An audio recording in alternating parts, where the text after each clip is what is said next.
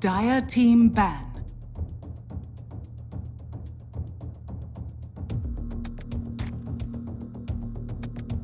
Evil geniuses turn to ban.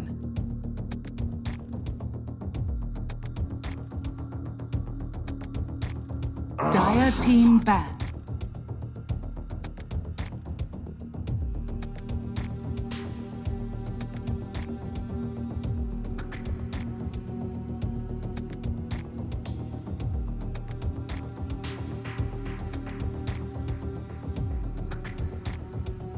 Evil geniuses turn to ban.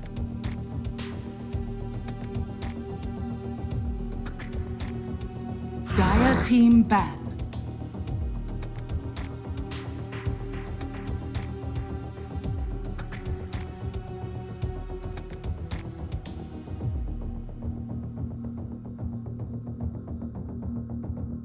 Evil geniuses turn to ban.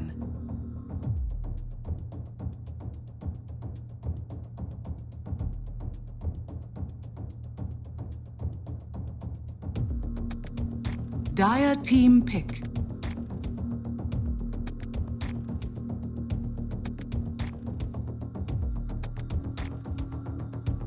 Evil geniuses turn to Bang. Welcome back, everybody, to our beautiful Dota 2 action of the day. It is the Epicenter Major 2019, and we've got a best of 3 between Evil Geniuses and Gambit. Kicking off here with game number 1. I'm Gareth, joined by D Swordfish on the mic over the internet. Beautiful times and beautiful games ahead. What are you expecting from this series?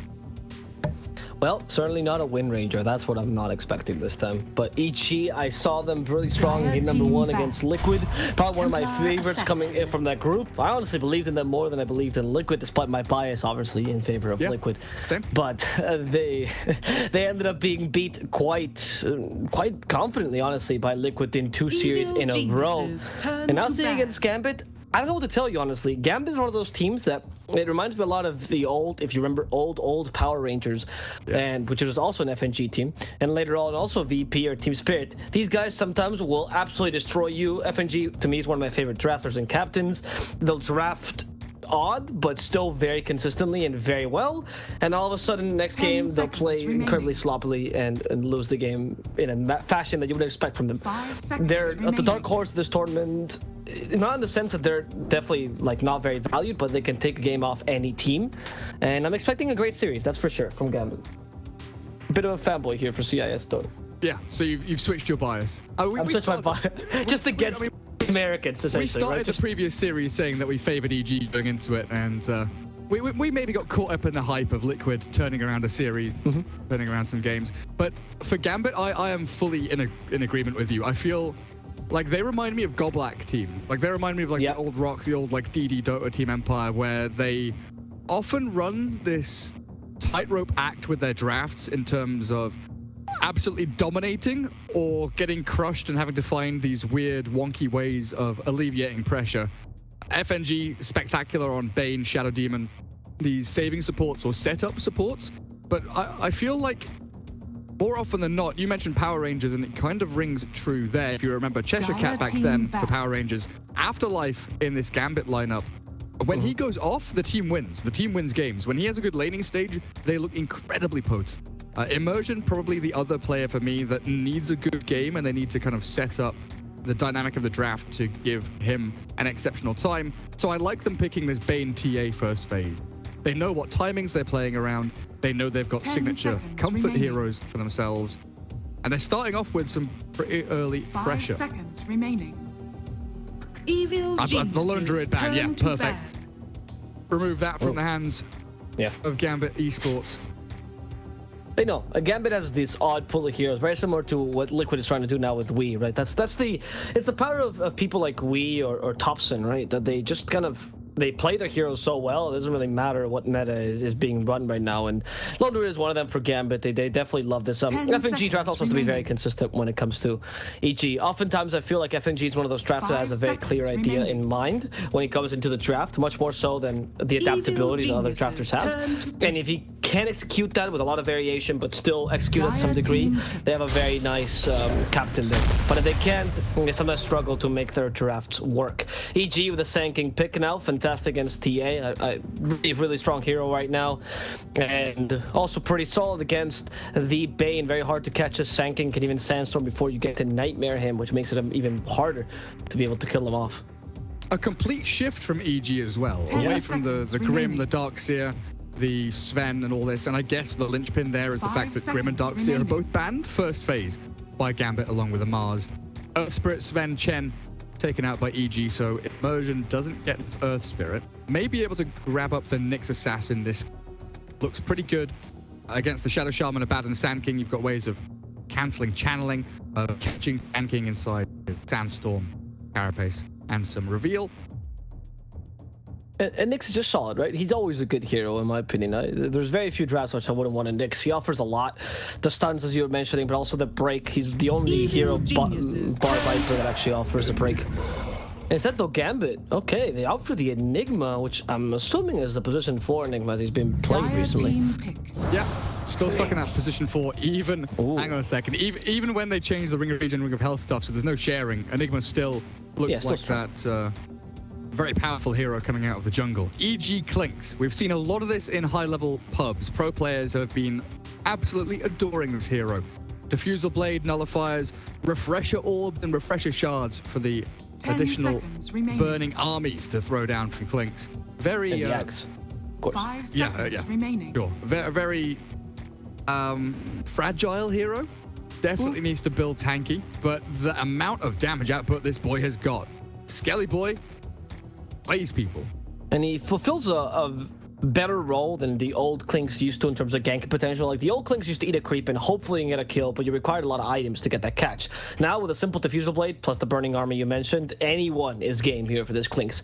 Not the best hero against TA if you don't have the Burning Army, but once you have it, that Refraction is just shredded through, and Clinks can absolutely dominate TA because of course that he is able to evade all the range damage from TA with the strafe.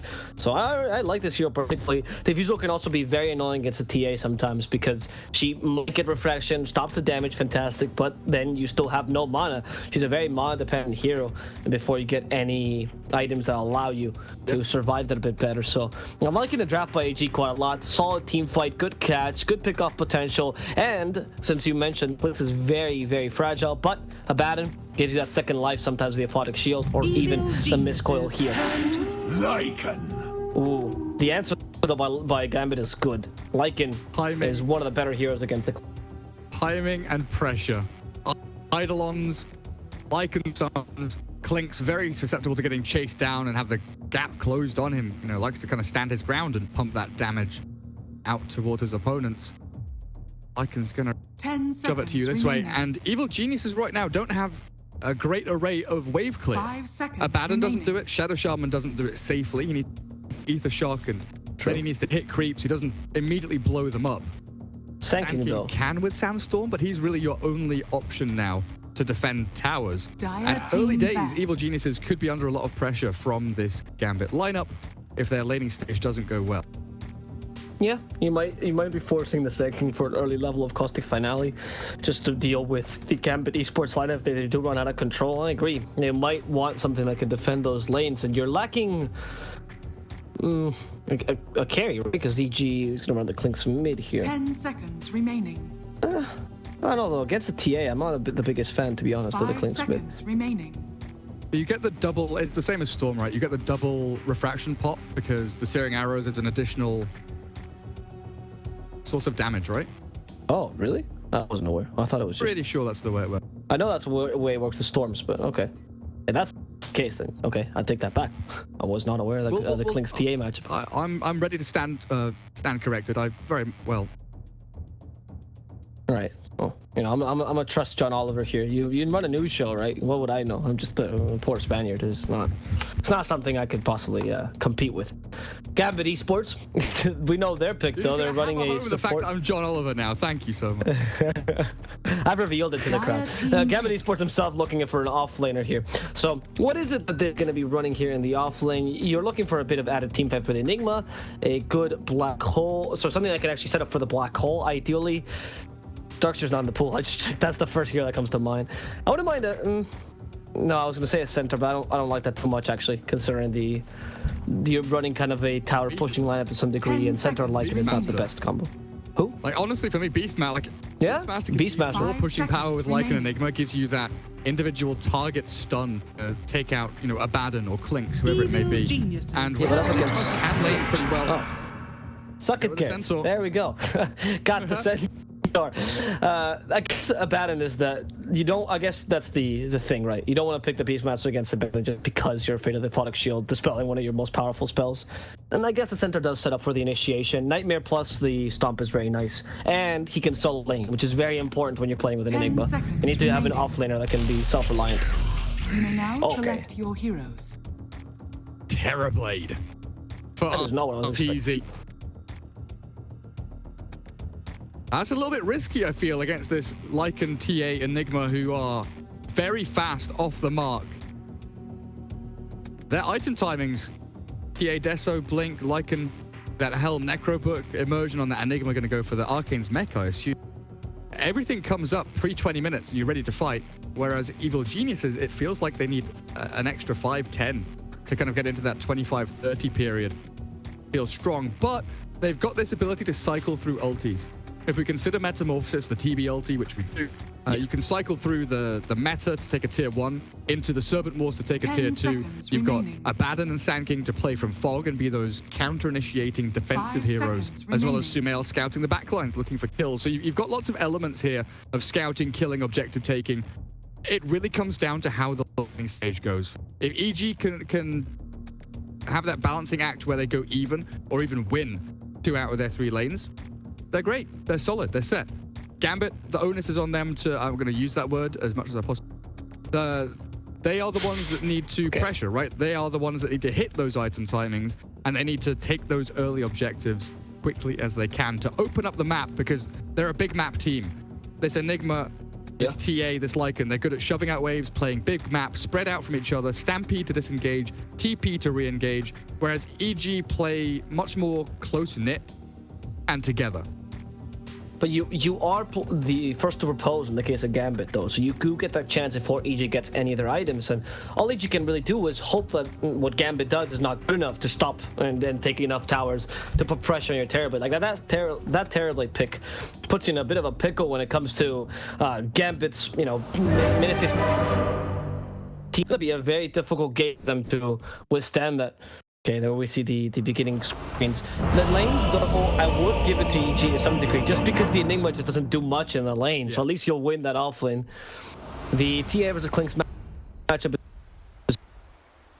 you can't take the refraction. And yeah, you're not going to beat Lycan in lane, but he's not going to beat you out either. The Clinks also can relieve some pressure. I think he's a big point of the strat, much like Wee's Wind Ranger, because his early kills with Burning Army can literally make the difference between Gambit push out strat, destroy your tier 2 before minute 20, from a Gambit that kind of fizzles out and does nothing because Clinks is hunting their important heroes down. I think Clinks does well against TA, even if what I said isn't true. So you're able to just it's not a bad down refraction. Burning spears, no, flaming arrows. Yeah, flaming arrows. Searing, burning, arrowy, speary nonsense of goodness. There. He has fire, right? He's fire. So Clinks has the range, which is really good against the TA. It depends on if you can get a couple of good blades early, because you did mention he is kind of squishy, so you if you want to get a lot of regen early, Clinks not the fastest farmer, doesn't like obviously wasting all that gold on regen if TA gets some good hits early. But it's not a lane where I don't think either of them has too much kill potential. There's not too much. I mean, I guess the Shadow Shaman could rotate mid and kill the TA. Perhaps that's the best rotation you have. But Gambit doesn't really have a chance of killing the Clinks, really. But we'll see. Stop moving around, buddy. Yeah, our cameraman is not skilled enough to catch you if you move. No contest on bottom bounty runes. FNG on his lonesome just takes the 2. Then we'll shift the Lycan down here. So 2.5 lane with an we're playing off. Jungle behind on the bottom lane for Dire. That leaves the Centaur alone top, and we already see Crit and Fly hunting old Afterlife down in the trees. They break through that tree line and drop him to about 1/3 of his health. Does he have TP to tier 1 now? I think he does. Is he just going to leave it? He's saying, screw it. I am jungle folk now. I am going to sit here, not die. And that patience required to just sit there, honestly. I can't do that. I'm running to lane. I want creeps. I don't care. I'm going to hit a creep. If I die, I die.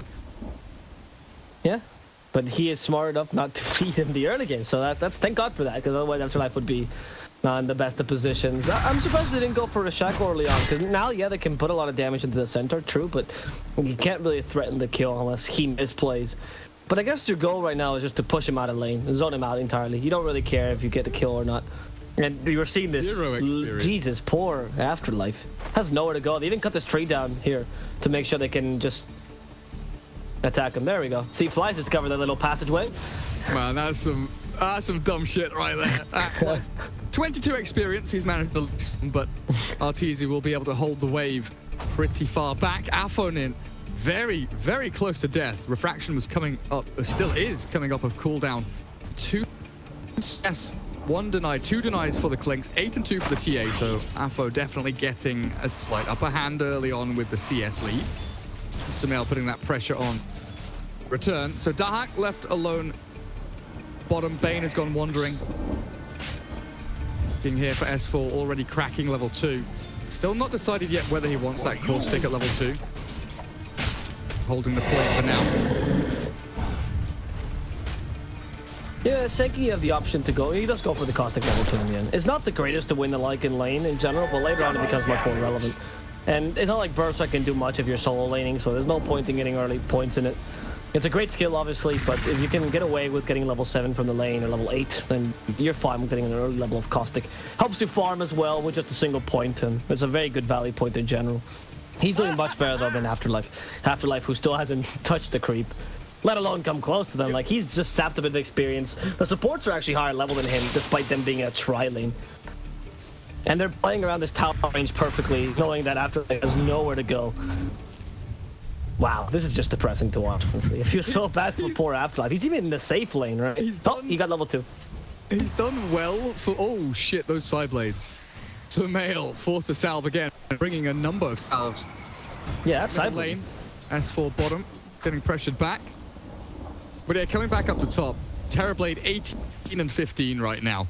Denying a heck of a lot of farm away from Centaur. But he's doing well Afterlife, not dying, keeping himself in the lane in an experience range, because he knows that if he stays alive and doesn't feed kills with Shadow Shaman and Abaddon, Immersion's Enigma in the jungle is getting that efficiency play going. We see 17 and 2. This Enigma's net worth is going to start skyrocketing. The item will come out faster, whether it be the Arcane's mech or the Helm of the Dominator. Looks like it will be the Arcane this time. And at some point, EG, for efficiency's sake, has to reassess and maneuver their lanes, which they will do now. Abaddon down to bottom. S4 just gets out of sentry range there. Walks back in it. He's testing it. Has he tested it too far, though? That's the question. That's magic stick, though. Is he out? He is out. Oh my god. So lucky. He just got out. As that nightmare started, he got out of sentry range, so FNG couldn't hit him. Thank God for that, because it would have been dead otherwise. Brain sap ready, though. FNG. Magic stick wasn't quick enough, and FNG just punishes him. Wow. I look away for a second. You know, if you had a better computer, like perhaps one that was powered by Ray Gaming, then maybe you would catch these kills, Gareth. But unfortunately, you don't have a main sponsor. By Ray Gaming, maybe. Yeah, you need one. That's why it's the main sponsor of this tournament. Thank you, Ray Gaming, for sponsoring Epicenter tournament. Oh, my brain is powered by SAP and my PC is powered by Ray Gaming. That's a poggies. Yeah, exactly. Unfortunately, you have none of those, so we don't really have the quality. God damn. Right, S4, yes, has died. Comes back to lane. With it to help him out. Fly be here to try and gather up some bounty runes. Immersion Level 1 Malefice really offer a whole lot here, especially with the Apothic Shield from Fly, who does grab up the Bounty Rune and now going for the second one. Version should be able to click faster, and there we have it. Is Fly going for this kill? It seems like it. Still chasing. As they get a kill elsewhere. It seems like Immersion might die. Going to the shrine. Oh, the shrine. He's all right. He's all right. He's fine. So we missed a kill top, of course, as we lose ourselves. Crit. Afterlife getting the grab there with the help of FNG. So I'm assuming the Nightmare into Stomp Retaliate, able to burst down the Shadow Shaman. The side blade, the hit comes in, and FNG secures it with the brain sap. Crit was there. I actually made the rotation to try and mitigate that movement. But Gambit, 3-0. The aggression, it doesn't stop. Interesting, by the way. The brain sap is not considered a projectile, I suppose. I mean, I knew that, but like I always wonder why or what's the criteria for projectile, because it just goes straight through straight, kills the Clinks entirely. It's just instant to just cast a spell, and crit now. Wants to equal this lane though. Arm is committed with the shackles. This TA is going nowhere but the graveyard. Off range, unfortunately. Bit off a bit more than he could chew, went much forward, and they countered him with a haste Shadow Shaman. Nice catch. So yeah, even with boots, unable to outrun them. Are you concerned that this... I mean, I guess the TA did a pretty decent job, or the Clinks did a pretty decent job in lane anyway. And actually, he's beating the TA out at work because of that kill. How concerning is it that your Centaur doesn't have any for Gambit? Because you compare him to the Sanking, the difference is actually not that big. 300 gold differences for how the Centaur's early game went is not that much. And you still have the Enigma making a difference here, so... Gambit's not the thing, right? It's one of those games where no one has farm, so everyone is struggling a little bit. I think the Enigma... Oh, SA Dota, yeah, I love that. I mean, sorry.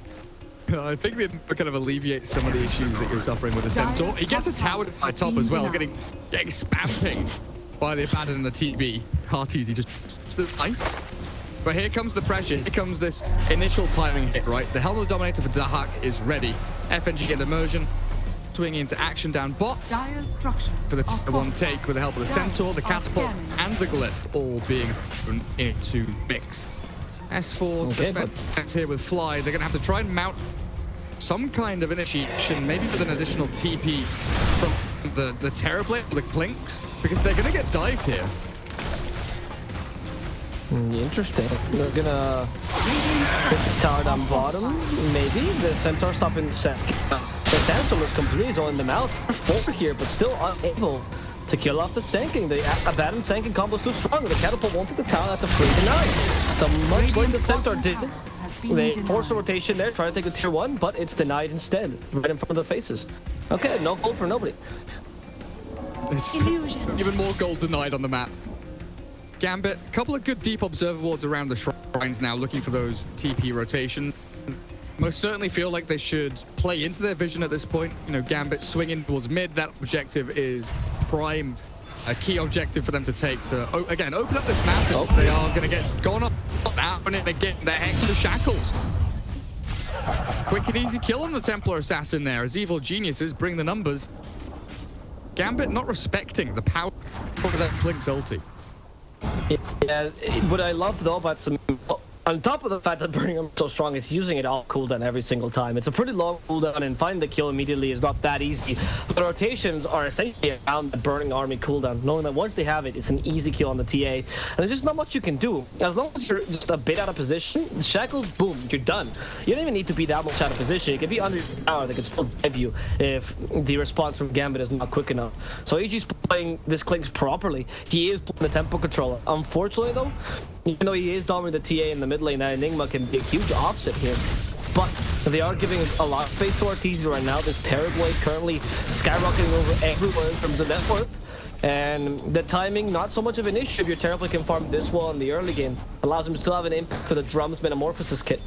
And he is going for Drums as his first item, it seems. That is the scariest thing. The laning phase hasn't gone immensely bulky here for Evil Geniuses. I'd say it's been a massive success across the board. S4 going to start becoming incredibly tanky, and he is their tower defender, like we were mentioning in the draft. He's the one that primarily deals with the Lycan and such as they push objectives. Afterlife top, being hunted down by Arteezy Flyer. Crit. Courier dancing on the top. If he gets away, oh my god, he's going to survive. Wow. He's a TP, he's out of there. He kills the bloody Courier. TP's home. We're missing kills elsewhere on the map. Oh, evil geniuses, what has just happened? Bounty Rune battle down bottom, both S4 and Sumail fall. Black Hole was expended. Afterlife with the escape of his absolute life. Kills the Courier with drums on it for TB. Evil geniuses have had a couple of sloppy mistakes today. Sorry, chat. My bias is showing.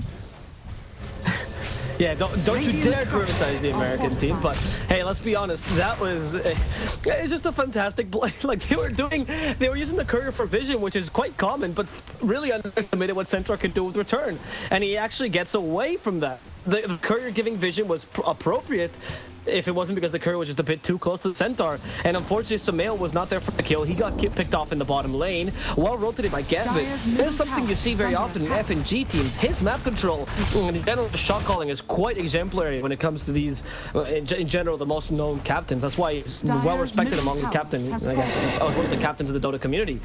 Because he does have a really good shot caller, able to control the map properly, and when there is pressure in the top part of the map, he adapts appropriately in the bottom part. Talking about the supports here, by the way, as we were mentioning FNG, Immersed does not to go for the Helmet Dominator build, but instead straight up for the Mechanism, which he already has completed. Yeah, we saw this from Yapsor at Birmingham, shifting away from that Helm build, because you can't convert catapults anymore.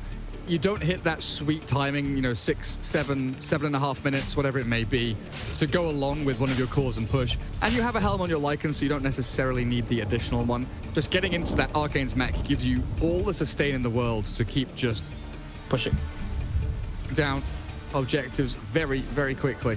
But coming back to FNG, those 3 wards he placed, you know, one at the Western Shrine has now expired on the river side. The one on the Eastern Shrine is about to expire, but they've got so much utilization out of them. And now a deep one behind tier 1 mid. They're likely looking for that objective as Dahak, lower mana, but he's got himself Necro pretty much completed on top of Helm, closing in on level 9.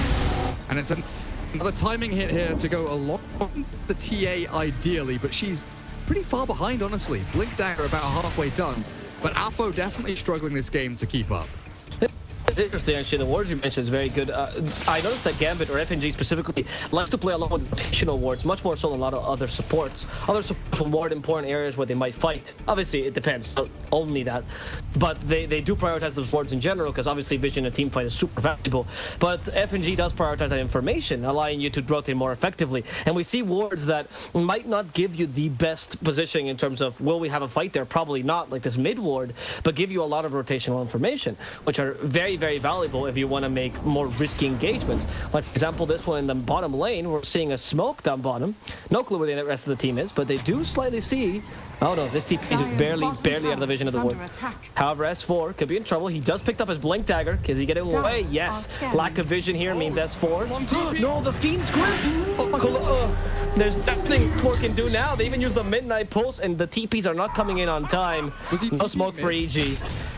I think he blames Arteezy for that one. Arteezy TP's mid, and they were trying to set up for some kind of play in towards the TA, either pivot towards Northern Jungle or the pocket, the triangle. Dire's top tower and is as under for attack. long TP there, even with the nice little blink purchase from the side shop, unable to get to safety. And this opens everything up for Gambit. We've talked about how Sand King is the hero that plonks himself down in front of a tower, throws out the Sandstorm, and he's that threat, that fear factor of initiation. So you can't push blindly into these objectives as Gambit. But when Sand King's dead, the map opens up to you. And they rotate into mid. FNG leading the charge. No grip from mid. We've just seen it get utilized. So a quick nightmare to delay any kind of abandoned shenanigans, and a quick tower take for Dahak. Gambit move in, Gambit move out. Crisp, clean execute, and the cat, stun from S4 onto Alpha. They want the TA, but this is a difficult fight to take. Where's your TB? He's coming in from the north, and like a chasing, pushing in towards the Sandy. Sticky boy S4, the black hole cancelled by Crit immediately. The shackles are there, they've already blown up Sumail, but not killed him off. A shield in the mid score, keep him dancing around. The skeleton man is ready to play as FNG walks away from the Terrorblade. Nobody dead apart from the Shadow Shaman just yet. Evil geniuses still with some left of the tank. That meta needs to be used, but they can't follow through. Yeah, I mean, you lose the Shadow Shaman, and I think even more importantly, the Shadow Shaman losing the meta there. Because early game, Terrorblade can have a bit of impact as long as you fought with the meta alive. Or on off cooldown, sorry. Of course, losing the black hole there is pretty big for Gambit, but the Enigma has more use in the early game than just a simple black hole. EG right now is going to have to play a bit defensively for a bit. Perhaps Gambit might force out smoke. Wouldn't be too surprising the TA who already picked up the Plink Dagger. EG, let's give him some credit where credit is due. They're managing to have some really good farm in this Terrorblade. And the Klinks himself rushing the Ag is not the most common build we see on a Klinks, but triple Wraithband straight into the Ags to make sure that you have that pickup potential and that you're a bigger tempo controller. Not looking for your Klinks to be the only hero to be, I guess, farming it, to be carrying the late game, but rather a hero that can get pickoffs early with the Ag's pickup. And I think it's actually quite appropriate for this game. We'll see a Smoke now carrying 4 rather, because Sanking does the opposite. See if they can find someone, but unfortunately no wards to reveal anyone's positioning. It's going to be just for Afterlife, who has not had too much luck in this game. It's going to run head on into 4 players from the EG lineup. That's going to be an easy kill against the enemy offlane. That feels okay though as Gambit. Like, yeah, Afterlife is dead for 20 seconds. He didn't have Stampede, but kind of look at the rest of the map. Bot lane shoved in almost at the tier 2. Top lane getting pushed across with a Casper to boot. Enigma's going to fall back. Lycan regrouping towards his tier mid because they know that's the point of access for EG. They can't move anywhere else on the map. The only place they could actually go for an objective is mid-tier 2. So Gambit, they group, they get themselves ready, and then they push this one lane out to look for that next team fight. Wow, FNG with Alpha, find a kill on RTZ. Deep behind enemy lines, Bane will be ever so happy and glad to give his life for a kill like that. Nightmare to buy some time. Death inevitable though. Radiant's top tower is They're considering going in and freeze on Enigma, and after goes against S4 blinks down to the bottom. They're waiting for him. They're stop up. There's the dust now, seeing S4 finishing him off. So it seems like FNG was worth more than just a Terrorblade, also a Sanking, and perhaps Fly as well. No, they can't slow him down. That's Burrow time a bit too strong, but Gambit getting 2 very important kills to take advantage of the lack of response by EG. They can't really do much if burning up in that case when the fight started meta. It's down. Gambit is going for the Roshan, and they're playing this fast tempo lineup exactly as they're supposed to play. Go for the early objectives, take early pickoffs, and don't let EG breathe. Simple Roshan for them as well. No contest. And easy Aegis for your Templar Assassin. Where is the Terrorblade right now? What's he up to? Manta-style 500 gold away.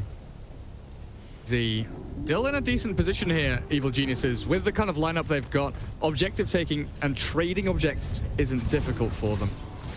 But they still do need to play that real tight map, and it's where the warding of FNG comes into play even more. Knowing where 1 hero or 2 heroes of EG are, you can kind of assume there's going to be 4 or 5 in that same vicinity. So as soon as you see 1, they start moving out on the map elsewhere. Enigma's pushing top, Lycan is safely back in his own jungle. And now Terrorblade shows mid, so you're thinking, right, the Shadow Shaman, Abaddon, Sand King, they're probably around here. Afterlife comes and shows on bottom lane. It's super algorithmic and systematic from Gambit, but that's what they're doing. They see 1 hero and they're like, right, we're gonna spread the map pretty wide. So it's down to EG to make a play, find a pick-off wherever they can. Like this TA for... No, never mind. They saw her first, but obviously Aegis, so it's a bit of a dangerous play. And the Lycan Helm of the Dominator sees the Sanking now that can ship from up. But they extra bait in time. However, they go for a crit first. Alpha Rage wants to get the kill. The Shadow Shaman is going to accomplish it first before the team fight even starts. And now, as little EG can do without their main catch gun, they still have Aegis on this TA, so it's quite difficult to even harass her. No blink on the centaur though, and the initiation is gone. Shapeshift has been committed. Here they want to go for this Terrorblade, and it seems like they can. But the Centaur from behind just needs to run a bit faster. The trap cannot be triggered. Shapeshift will be wasted. So EG at least gets out of that one alive, only losing 2 supports. Not that big a deal. They can still fight back with the Morphosis ready at least half duration. Nice throws for Gunter. Stuck in the black hole! It's both him and the Terrorblade! No time for the Thunder! He's down for 50 seconds! And a beautiful 2-man stomp by the Helm of the Dominator creep! Crit is gone as well. They go for Sumail and circle the backline. Well, at least that was Enigma, but his Black Holes are being used up, and the Fiends could catch the sinking. S4 will be going nowhere either. It's a dieback for him. The guys at Gambit have just absolutely destroyed EG, losing a simple Enigma in the process. 20 minutes in, you're fighting into this Gambit lineup, who are incredibly strong. Crimson Guard, Greaves, they've got Necro, they've got Helm of the Dominator, Aegis on TA with a blink. Everything slots into place like a beautifully built jigsaw puzzle, and Barracks will fall as Gambit force the capitulation of this bottom lane. Evil Geniuses left wondering why, left wondering how. They initiate into that bottom tier 2 fight. The disaster zone. This is one of the worst places to defend. Bot lane in general, bottom tier 2 Dire, bottom tier 2 Radiant, super hard to defend with the backstab angles, the sidestep angles, the tree line coverage, everything is super rough for EG in that situation. And they're expecting this Sand King Phase to kick it up a notch. They just didn't have that additional team fight contribution from anyone else. Shadow Shaman very good going forward aggressively, getting the initiation, moving towards objectives. Abaddon good at camp initiating, keeping that TB alive. But if you're jumped multiple angles at the same time from a Centaur north, Enigma to the east, a TA blinking over top of everything else, very little EG could do to answer the questions being asked by Gambit. I mean, you still had the Aegis, so it's not like TA was a good target to begin with, right? And that was just, like you mentioned, initiation by EG. They lacked the damage as well. Morpheus is only halfway through. They got the Terrorblade, who just sidestepped a bit too far forward. Black Hole completely canceling him. And the top lane, they're going to get a simple kill on the Shadow Shaman, so it seems. Yeah, they play that Nightmare properly. Hex is not going to help them too much, but no, there's no EG help there either. The initiation is harder for EG because, as you were mentioning, the only sort of initiation they really have is the Sand King. The Shadow Shaman being like kind of a secondary with 2 stuns that he brings to the table, but he was killed immediately there by Afonin, and that's exactly how you're supposed to prevent team fights. Take advantage of the TA's mobility, bring down the Shadow Shaman, which is probably the most annoying catch the EG has, and then EG is left with a burst strike that has to be the burst strike of the gods. Has to catch 5 heroes, and the damage has to come right afterwards, and that's just simply too much to ask of S4. Well played, Gambit. Really well played. Hitting this right now. Link dagger up on the Centaur, moving into an Agnimter. Or Assassin with the BKB queued. Pretty damn close to it, in all honesty, as well as Enigma with the blue to BKB idea. Vlad's up on Dahak Lycan, so they are prepping themselves for this. Real big timing, around 25 minutes when everybody's absolutely ready. And they know they're a solid item and a half ahead of EG counterparts. You just look at the net worth board. Red, red, green, red, red. That feels real bad as EG, doesn't it? 12k, 11.5, and then you've got this Terrorblade who hasn't had a game so far. Popping metas, running away from team fights, and now having to buy a BKB of his own. Trying to open up the map. Evil Geniuses spreading out wide. Gambit, they've changed from map to closed map. They are playing tight, uniformly, and as a team. They've got the massive shove, and they know they're against a very limited wave clear here. Sand King, like we've mentioned previously, really the only hero that can get the job done. The grip bottom. FNG catches Clinks. Do they have the reveal on the chase? The TP's coming through. It's the Enigma first. Oh, Jesus, Enigma. Doesn't have reveal, unfortunately, so Sumail skitters on away. Dukes back to the fountain. I think he could have Malphus there. I don't know if he got him in time. Whatever. I guess you don't get the Clinks kill. You lose the Fiend's grip there. But more importantly, you force the TPs. Right? You haven't been prepared to take down your towers, but nice play there by Sumail. He's forced back. I mean, for a 6k net worth Clinks to do that is not bad. Is the extent of the impact you can have at this point. Hey, you round up, man. You always round up. Oh, right, sorry, 10k net worth Clinks. Yeah. So you're right, my bad. It is a 10k net worth Clinks. Yeah, round up. So he's about to get his Ags though, which is pretty nice. Yeah. So that's not farm dependent, right? The skeletons are strong regardless, as long as you have a couple levels. And unless you're going for the Dragonlance build with the extra range, you can add too much to them. Ideally, you'd have the Searing Arrows damage, but it's still a good amount of damage regardless with the skeleton block. It's EG kind of stuck in the motions of pushing out webs as long as they can right now. As for up top with the TB illusion. Knocking on the door of tier 3, but no real pressure, no real threat that Gambit feel they need to address right now. It's become a waiting game. Roshan, it feels like if Gambit get their hands on that Aegis and cheese, we could just see EG call GG. You know, one more fight around Roshan could seal the deal.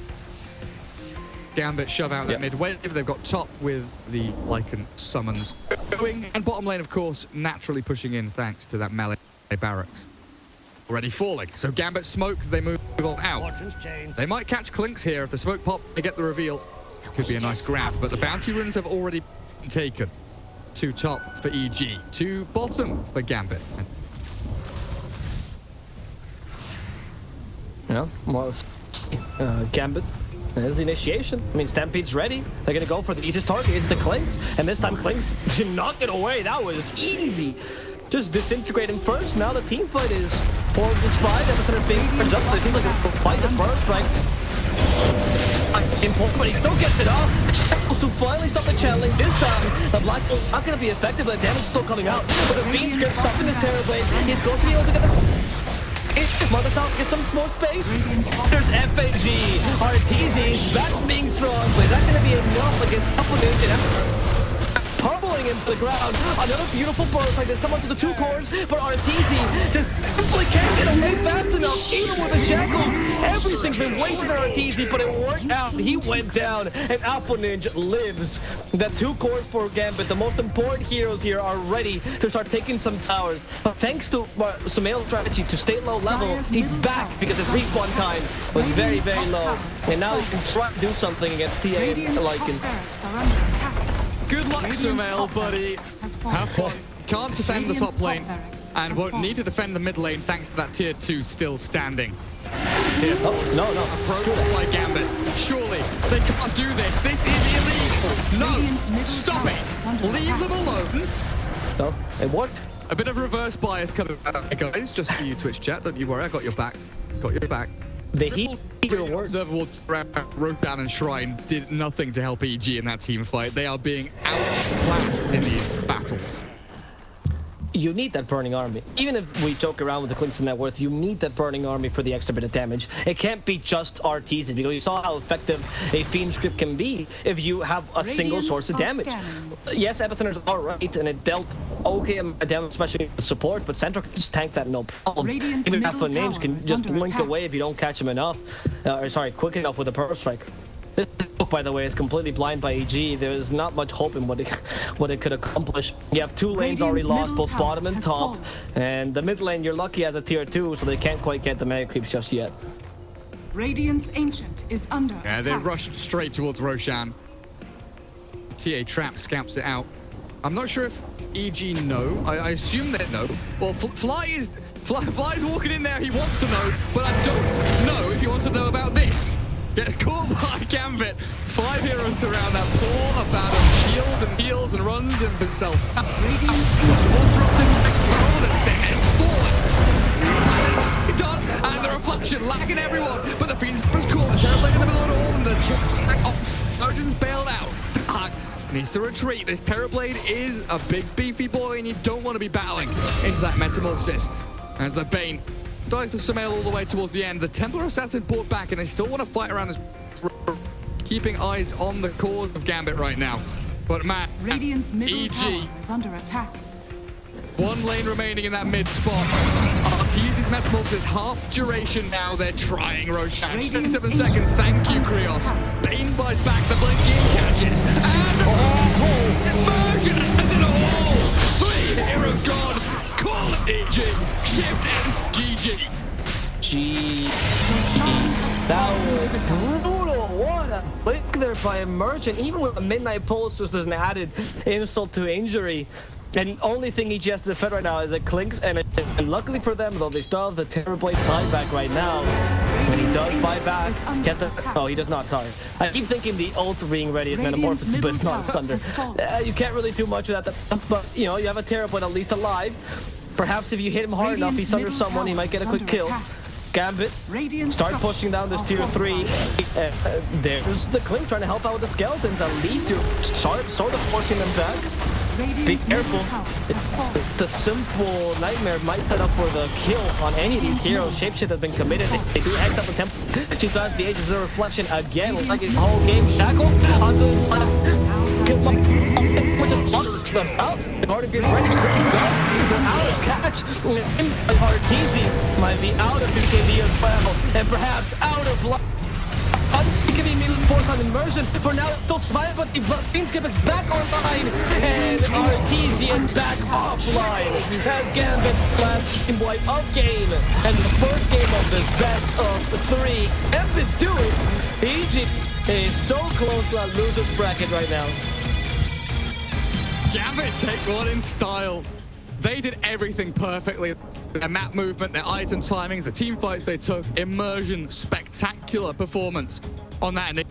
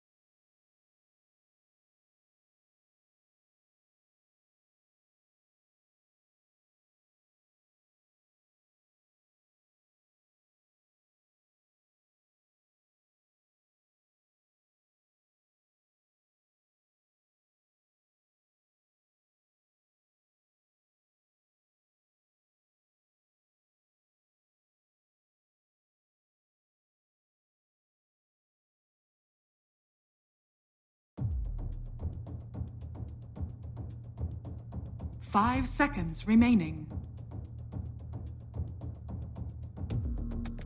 Evil geniuses turn to ban. Dire team ban.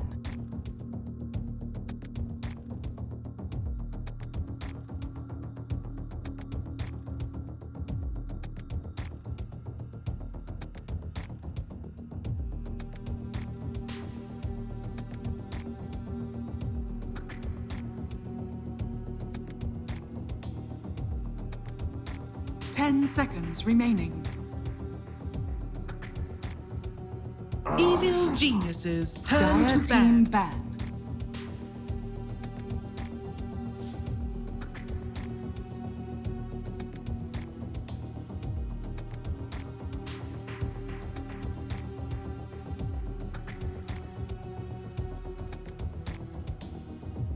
Evil geniuses turn to ban.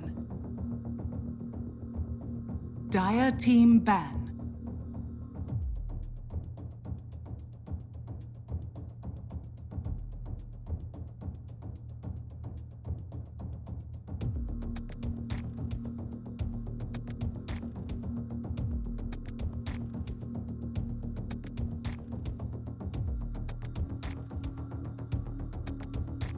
Ten seconds remaining.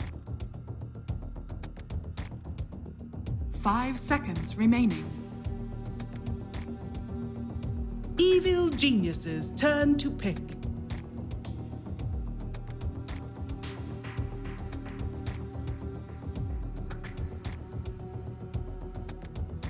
Dire team pick.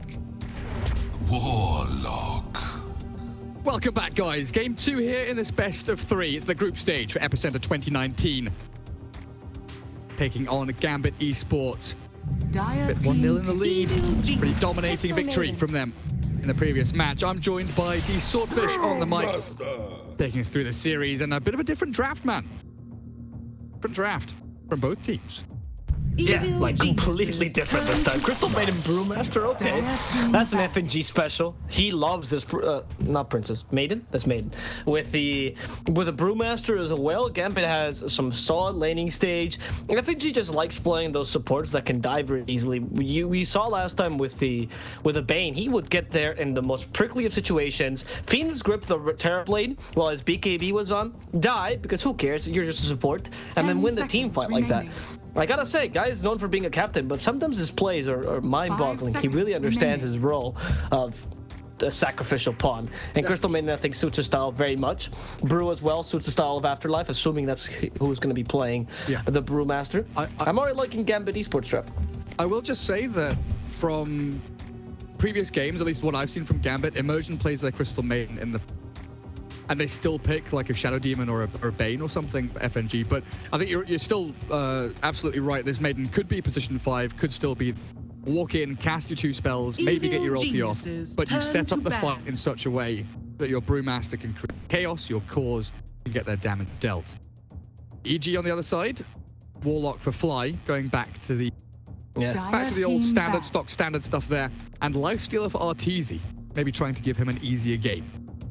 I like this. It's not a criticism when we say this is the easier game. Like, EG comes from losing 3 games in a row, right? 2 against Liquid and then 1 against Gambit. They're against the ropes. They might go to losers brackets. You want a draft that's not too difficult to execute, so there's no chance of you getting tilted. Look, Lifestealer particularly ensures the lanes, ensures that even if the early game doesn't go too well, you can still do better afterwards. But now, Gambit, they're not afraid of picking Beastmaster and Brewmaster, going for the Master Draft, killing the Lifestealer with Primal Roar, super effective way of stopping this hero. You know, FNG used to play a lot of position 5 Beastmaster. It was one of these kind of CIS specials. Yeah. And I'm wondering, honestly, if it's going to happen this game as well. If they have like a Beastmaster, Brewmaster, double Master lane in the off lane. Have the balls against the Lifestealer, have the nice little right-click punches coming through the crits of Brew. That could be the lane they go to. But we'll see. The Brew could be the pos 4. We don't know where either of these off-lane heroes are going. I did the inverted comma bunny ears with my finger. What are you talking about? Very, very open draft. Lots of lockdown, remaining. lots of team fight control, and a bit of damage thrown in there. Now they need 5 that seconds kind of remaining. overwhelming amount of nuke damage or damage over time to actually bring someone like the Lifestealer down. Yeah, and what's going to be the choices here for Gambit? Okay, I'm going to see it now. Patrol Warlord. Okay, another really good choice against the Lifestealer. Not as strong as he used to be, obviously, because Bash does not, or the Root, I guess, does not stop the rage, but still very powerful in combination with the Beastmaster take towers early. Patrol Warlord actually benefits quite a lot from the Crystal Maiden aura, being able to spam those whirling axes willy-nilly. He's a strong laner as well, so that's always a nice plus. And of course, benefits greatly from the Beastmaster aura. I actually like this hero quite a lot. The Troll Warlord pickup is nice for Gambit, consistent. They're also going for a pretty, you know, safe lineup, but with more pushing power and more objective taking. Whereas EG seems to be centering more on having a nice early game stage. I would like to see their offlaner now, something with a nice stun. I wouldn't mind the Centaur actually, since you're up against a Troll. I do love that hero, though, I will say. I'll suggest every game, man. I think it's very solid. Does a lot of things. Stampede allows for initiation. A very solid laner. Rider for me is one that's out there. Oh, right. Still in there. Oh, I thought he was. Oh, he's not actually banned. Yeah, that's a great pickup. Yeah, I was just looking at the bans and thinking Enigma, Earthspirit, Darkseer, Chen, Sven, Yay. Oh, Bat is still in the pool. Bat. And then Mars gets picked. It's like, oh yeah, Mars is left in as well. Yeah. That's a decent way of kiting the Troll. Both Spear and Arena able to mitigate or mess with large extent. Now, I'm looking at this Brew Beastmaster and wondering, do they play either of these mid? Is that an option? Is that a flexibility they... I mean, I'm going to say something insane that I'm trashed for, but I would love to see a Beastmaster with Ags. Just grant me that some team, please. FNG would be the crazy madman to do something like that, you know? The Ags is the no cooldown axes, right? Yeah, well, not no cooldown, but like you have to wait till the return. Yeah. Like, there's a build that some people have been experimenting as a troll build, but you go with a Kaya and Sanja build and Beastmaster and then the Ags, and then you can spam that all day long, and it's beautiful. I've never seen it playing competitive. I don't think anyone will ever play in competitive because it's stupid, but that, you know, a man can dream, right? You say that now, and Afonin is just like, I got it, dude. I hope he's listening to this. Like, I'm gonna make this kid's come true. You know, this kid's dream come true. But I wouldn't mind seeing a support. I like the FNG Beastmaster support as well. I wouldn't mind to see a Brewmaster support. I just really like seeing Afterlife Brewmaster, to be honest. I think his Beast is solid. Most CIS Beastmasters are pretty solid, but his Brew is something else. He has a very, very good understanding of how to use the Cyclone, especially, which I think is the key to a good Brewmastering. Sorry, I just noticed. I've missed it now. Someone in chat said that Troll and Beastmaster, they keep looking at each other, but they never look at each other. Troll will look over his shoulder towards Beastmaster, and Beastmaster's looking away. And then Beastmaster looks at the Troll. Just wait, it's coming. That idle animation. Troll's looking. He looks away. Beastmaster, hey. Oh. it's kind of cute. It's like seeing like one of those shy couples, right? They wanna kind of, you know, they love each other, but they're too afraid to admit it to each other. I'm seeing this. They're trying to make eye contact without making eye contact. Exactly. Yeah. The fanfic is coming, guys. All right, I like this. I'm enjoying this now. I lost the draft. I don't know what we're talking about. Final bans, mid lane heroes. There we go. Leshrac gone, so not that for Sumail. Death Prophet's still out there as a potential. They're immediately picking up Storm Spirit. Straight away, Storm Spirit's there, snapped up without a second thought. So they've got that backline stabbing Storm, the ability to carry Lifestealer into battle. Top of the Crystal Maiden or the Troll, whoever it may be. Gambit with the last laugh, though. Final pick for them. Wouldn't mind seeing... Well, actually, I don't know. I was going to say an Ember, perhaps, but... No, he's banned. Sorry, never mind. You could go for, like, the Lina. Just have consistency, but I don't love that hero against Lifestealer, even with the Ags. Actually, the DP. The DP would be all right here. Like, we just don't know what role it... Like, Troll could theoretically go mid. Any of these heroes could theoretically go anywhere. Crystal Maiden is a support hero, and we will not be changing that paradigm anytime soon. Gambit don't need more push. They don't need more team fight. It feels like they need kill threat. They need a way to nuke someone and blow them up. So I'm kind of looking towards your Shadow Fiend, your Lina, these immediate assassination, annihilation hero. Up against the life. That's the problem, right? Yeah, like you have those magic damage burster. That's why I didn't mind the Lina too much, because the Ags. But I think that the Brew Beastmaster Troll deals with Lifestealer. Like, you need... So right now, you need some to deal with Storm. True. Oh, okay. Choose your hero. Yeah. I guess he's the best of both worlds in the sense that she does have the burst damage we were talking about, but also offers a bit of lifestealer dealing. She can get away from the arena blood though, which is a point that she has on Lina, right? Or Death Prophet, for example. Her laning is pretty good against the Storm as well. She has enough range, can Shadow Strike him to death. FNG Brew, it's a pos 5 Brew. We talked about that possibility of the Beast or Brew being position 5. Immersion is the Crystal Maiden, but FNG Brewmaster, here we go. I mean, he used to play offlane, right? I mean, it wasn't too successful, but he did used to play offlane. He wasn't that terrible. He just wasn't, you know, he didn't win too many games with that. But the Brewmaster is something, obviously, the fact that FNG is playing in so many positions allows him to play these kind of Brewmaster Magnus heroes better than a lot of other support players who had to learn them when they became support meta. So I think FNG understands this hero quite a lot. And I like the position 4 Brew. He used to be good before. It's still good now. We're really good against Lifestealer in general because you harass him a lot in lane. And when he's drunken brawling and he's just hitting your Lifestealer, you can't really hit him back and heal up, which is a big thing for Lifestealer. You can't turn around, open wounds him, and try to survive. If Brewmaster's hitting on you, you can only really run or try to play the roulette game with that mischance. S4 Mars. Pritz, Tusk, something we've not really talked about. The ability to save people up, but it's great. But that mid lane, you mentioned the Queen of Pain being able to blink away from the arena. Also, Queen of Pain, not a hero that suffers against the shard block into the Remnant play. True. If you think about, you know, the Shadow Fiend or Lina, DP, these are the heroes that maybe we were considering. All of them susceptible to that shard rotation gank from. So I like the co-op even more, looking at the way Evil Geniuses will likely be setting up that early game. But away we go, game 2 here. Gambit in the lead, 1-0 in this best of 3 between themselves and Evil Geniuses. Version up at the forefront on his Crystal Maiden there. A much different hero, a much different play style to what we normally see from him. You know, he very much is that Enigma, that Earth Spirit, that Tusk or Earthshaker, surprise fog initiation player. Crystal Maiden with 4 mangoes and 2 sets of tangos. Pretty interesting build, I like that.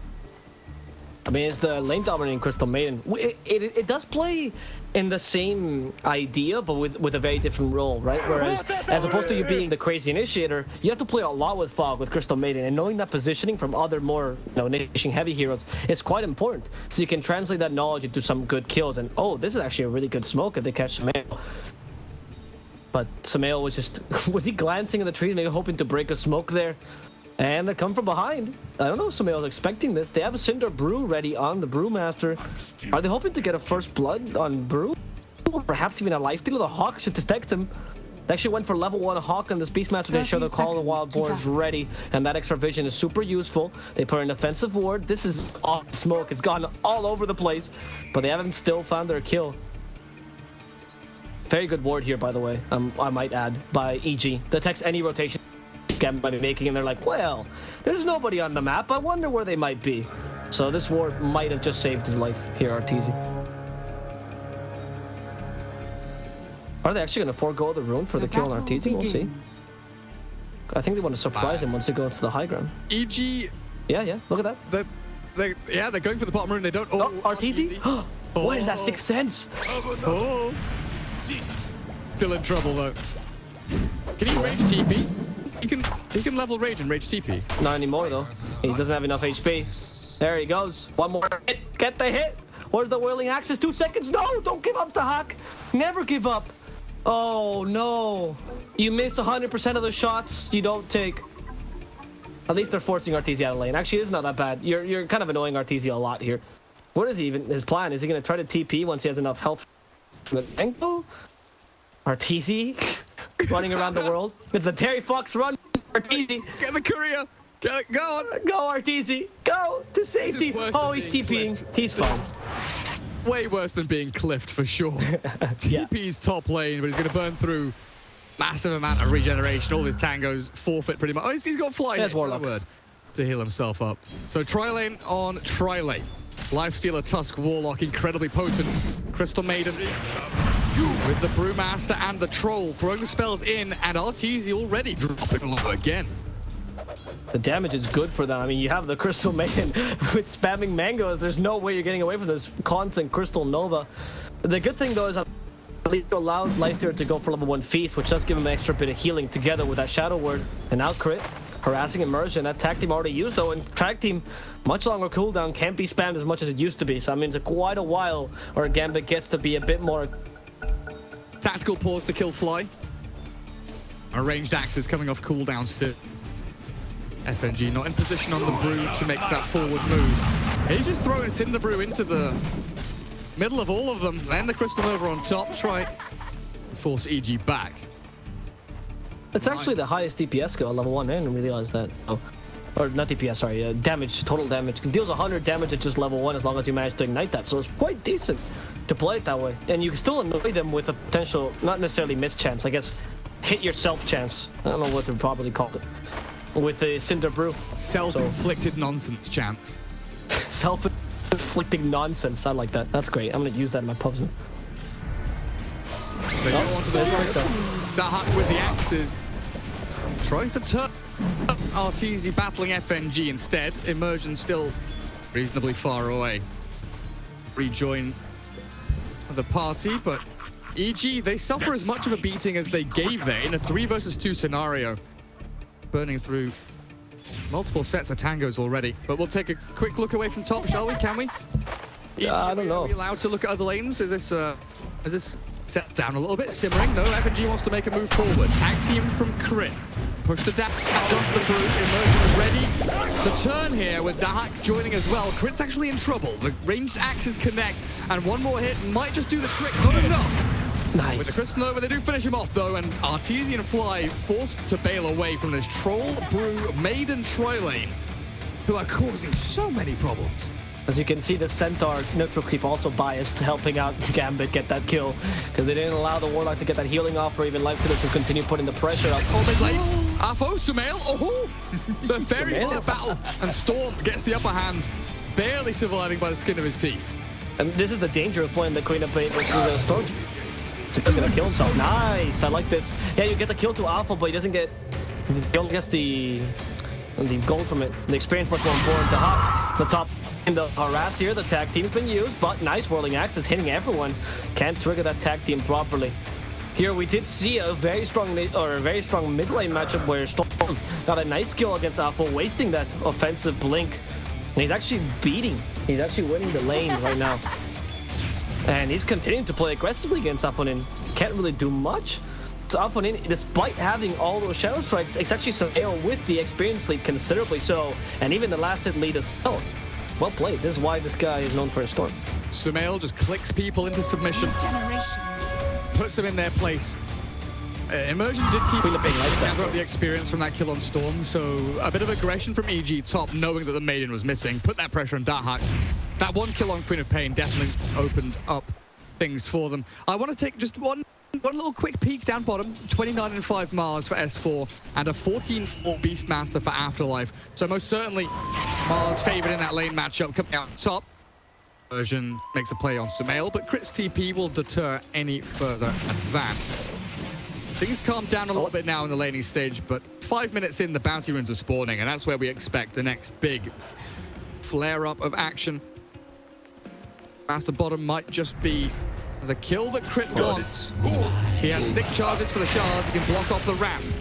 Afterlife, trapped between a tree and a Mars. And FNG's arrival with a double claws. Look to turn. Bit of damage towards S4. No real kill threat here. Just pressuring him back and keeping the Beastmaster safe and sound. All back on the shrine.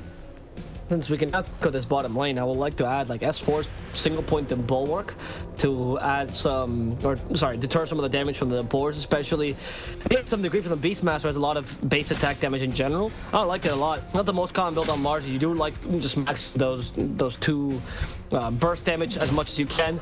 That single point quite useful and sustaining his lane. And already 25% is quite a lot of damage reduction.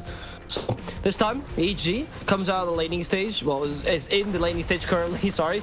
In a pretty okay favorable position. Not as much as before, with both their off laner and their mid laner winning their respective lanes. And the Troll Warrior just single lasted above this enemy carry. So not that big a deal, to be honest. Maybe they can get a kill though here with a Cinder Brew. Rage TP immediately. They have no way to cancel that. Oh, maybe the Rage is the last long enough.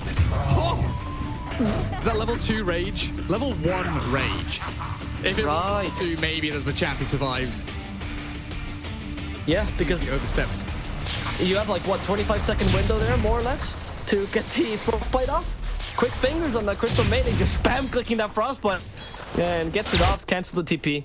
Well, that's quite important actually, because at least you get to lanes, which is the carry matchup. Troll can be really impactful early, and he can also fulfill the role of tempo control if you allow him to. Dire's middle tower is under attack. Afterlife leaves the bottom lane. Bombs the jungle. Spots crit on his wander on through. They might go for a kill attempt. Shards block him in, and you know what? Throw the arena down for good measure. Quick and easy kill on the Beastmaster. Crit and S4 make short work of him. Now maybe they can push the bottom tier 1 a little bit. Unlikely to take it completely. But I want to, again, focus our attention back on mid lane. Afonin, yes, 30 and 14. There's a 10 CS lead for the Storm Spirit. Net worth-wise, Storm is about 500 gold ahead or so. But if it gets to this point now where the Quap can't really Shadow Strike the Storm without Sumail Bull lightning into it to dodge it. And we've seen this little dance between them. Played very well as bottom lane. Raw from Afterlife. Quap rotation. Just like that. Alpha up on the board. Looking for crit as a bonus kill now. Beautiful body blocks from FNG. The big bad Brewmaster gets in front of the poor little Tusk. And Alpha with a double kill claims it up as they rotate 4 heroes bottom. Defend their tier 1, but they get the Queen of Pain activated, which is the most important thing. Yeah, the Queen of Pain is suffering a bit in the lane, which is surprising. No, Sumail did a very good job managing to win this lane, which I don't think is a particularly favorable matchup for the Storm. And now able to get some kills in the bottom lane here, taking down Mars, who's very much of an early game activation here. Like once the game surpasses a certain spot, you're not so concerned about the Mars being farmed. So popping him now is definitely your priority here. FNG getting a bit of more experience, definitely important as well, as FNG is looking for that level 6 as soon as possible. Similar with Immersion, who's actually not doing bad at all. He is starting to farm the jungle as well as this Crystal Maiden, and he close to that level 6 as a support. Quite a good amount of experience on her. Actually, as much as the Troll. That's a lot. This is not a support, guys. This is going to be a core Crystal Maiden. I'm going to say the 250 attack speed Maelstrom build. Yep. Yeah, Radiant's middle for sure. is under attack. The thing about the S4 Mars, you're right. I think the phase, Soul Ring, Blink Dagger, or Vlad's Blink, Blink Vlad, whatever you go for, you know that he's going to get it eventually, and just delaying that blink timing by a couple of minutes early on, it alleviates pressure from yourself while sort of putting your opponent down. So this positive morale boost and negative morale deficit that you're creating for your opponents. They feel that they're pressured to constantly make plays to try and catch up all the time. S4 and Fly will defend the bottom tier 1 together, partners in crime. As Storm TPs towards that bottom shrine, they are looking to pivot off of kind of move in this bottom area, the bottom third of the map, but both teams are ready. Dahak has been brought down here. I think they wanted to try and pressure the tier 1 a little more. If you for that, you need to commit. Can't just go dancing around, leaving Lockstealer to farm freely top lane, and he's racing towards that Hand of Midas pretty. Yeah, he's gonna get a standard 10-minute timing, which is not the best Hand of Midas, but it's okay. At least I'm still in the game Hand of Midas. Actually, a bit later, probably 12-minute timing. He doesn't not that great anymore. Gambit deciding to go bottom, try to put some pressure here. They do have a Primal Roar ready, yeah. Who are they going to use it on? The Storm is available. Before they can actually Primal Roar in to ensure they can get the kill. Thorn also on mana. There's the Arena Mars used. They stop the water from moving forward. Okay, Pod as the Ice Shard from Crit just gaining a bit more time for his teammates. Crit will sacrifice his life to let his teammate go, but there's no shrine here. So where are you running towards EG? He seems the S4 has been left alone, and he does the same thing to Crit. 2 sacrifices to ensure at least Sumail and Fly can get away. But in the meantime, Arteezy continues to free farm here in the top lane, so at least takes some advantage of this engagement down bottom. And that starts with like a good move from EG, right? They bring people bot, they look to defend the tier 1. Fly comes with a sentry ward. It got immediately snapped dewarded.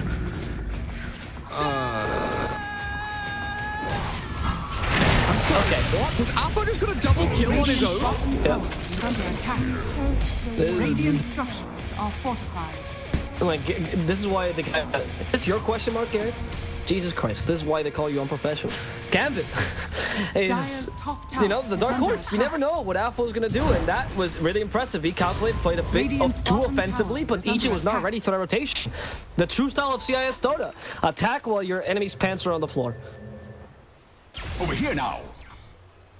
My jaw is on the table. I know I'm pretty trash at counter moves, but I did not expect. I did not expect that kill whatsoever. But yeah, Fly came over to D-Ward, Sentry got immediately snapped up, and the fight broke out with Gambit having perfect vision over the shrine and on the high ground area. Man, yeah. Afonin. Now, 5,200 net worth. He's 900 head of the Storm Spirit after the bottom fight, then the mid double kill. Cruising. Very well played there in Gambit, and they're going to go for more. Look at down bottom. They are preparing for this potential kill. Still doubting themselves, though, now. They have no smoke to really initiate for, and it's just going to be the little bait of the hack. Seeing there's nobody there, rotate to the mid lane, take a tier 1, that's much easier to take down. Afonin has shown that he's quite the scary person to go against, so they're definitely not planning on engaging here again. The tier 1 seems to fall. Not much EG can do to defend it, but quite important as this opens up the map a lot for a team like Gambit, who's looking to make the plays, get the pickoffs, and play much more aggressively. EG still doesn't have as bad an early game as before, but they certainly don't have the pickoff potential currently that Gambit has, or even the objective taking with a troll. It does give this lifestealer a bit of space. Midas done 500 gold in the bank. But I think you're right. The way Gambit is just swinging from lane to lane, they tried to get in behind the tier 2 bottom, maybe expecting S4 to stick around a little bit too long.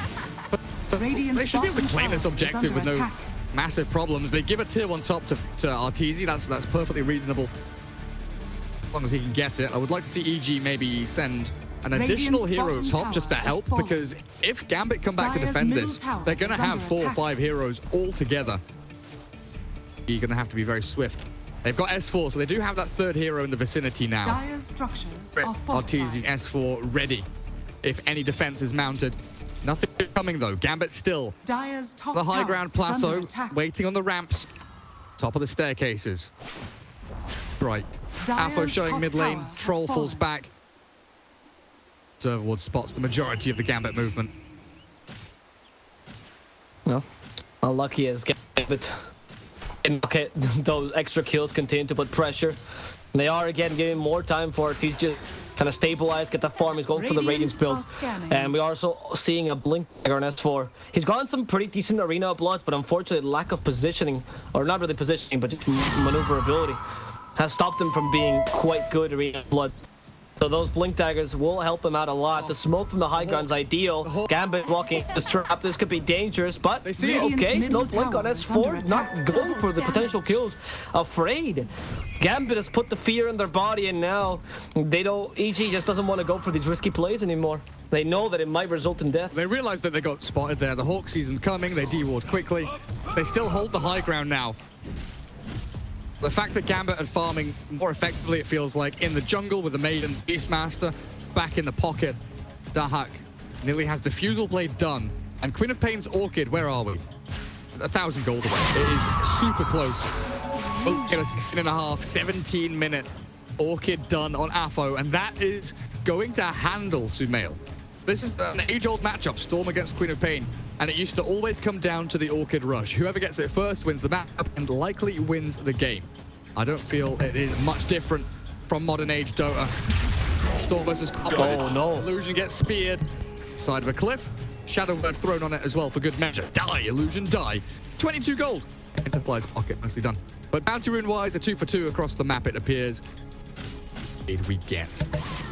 Even though you just wasted a spear, that spear stops initiation. You don't really want arena blood until you have the spear ready, so you can guarantee that constant hits from the arena. So right now, just simple illusion play there, and ensures that Gambit gets a bit more time. They're starting to get their next set of item timing. So you have the Fusel Blade now on the Troll as his first item. Interesting way to counter the Storm, but you can unlock your root and you're able to absolutely destroy the Storm as long as you take away his mana in time. Afonin getting closer and closer to that Orchid, and he does seem like his item time is going to be just much faster than the Storm. Samael appropriately switches to the Yosefter build to counter that Orchid pickup. Inversion, he's just coming in with a Glimmer Cape, slower, but still effective as they use the open for the power war. Samael only frozen to death. Immersion, though, left to die, gets speared to a ball, and this poor maiden will not make it anywhere alive. Okay, maybe I spoke too soon. Immersion's too strong.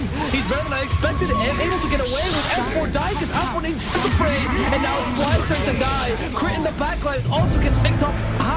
Gambit just pulled up an amazing 4-man wipe without even breaking a sweat. Some serious deja vu. Bottom lane near the tier 2. Evil Genius is looking to defend their area of the map. They get zoned out, caught with their pants down, and tier 3's falling. FNG's popped his ulti to go in behind the barracks, cycloning up. That Warlock of Fly, he's got Fatal Bonds, level 1 seconds time, but he has to just drop the rock. Storm zips in, looking for the back lines, but Sumail has gone too deep. TP's back to Fountain.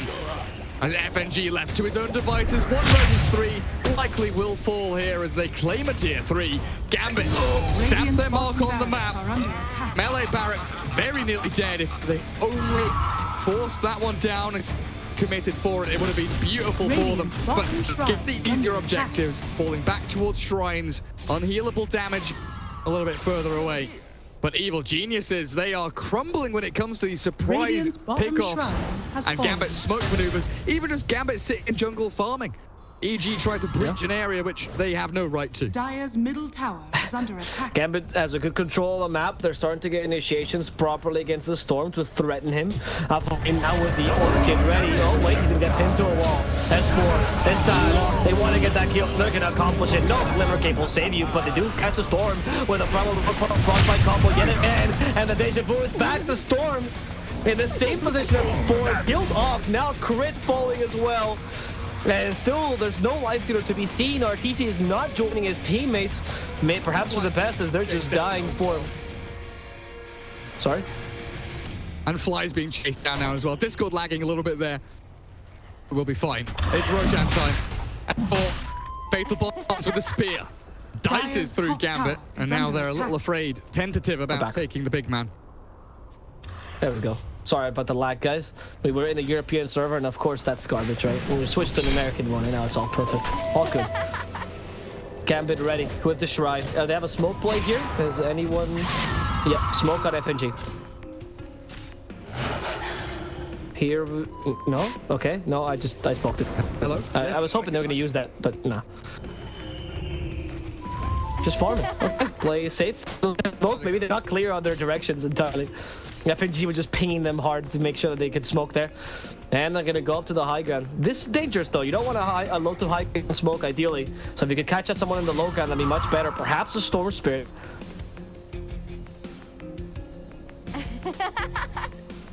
Who will find? Who will they find indeed? They sentry up for now. They don't want to deward that war just yet, though, because they're smoked. They don't want to reveal that. They could catch an unsuspecting Mark, perhaps? No, they're just going to take the shrine. Actually, this shrine is quite important, though. You shrine domination with it, so this means no buyback TP, which at this point in the game is actually much more relevant than other times, especially against a troll warlord, because buybacks are not worth that much. It's quite worth to use a buyback for a Roshan attempt, especially with the game going as fast as it is. It's only 20 minutes in, but Gambit is playing at 30 minutes in at this point. Yeah. Radiance is nearly done for Arteezy, though, so EG's shining light. That Radiance lifestealer. The Yules for Sumail Storm are nearly done as well.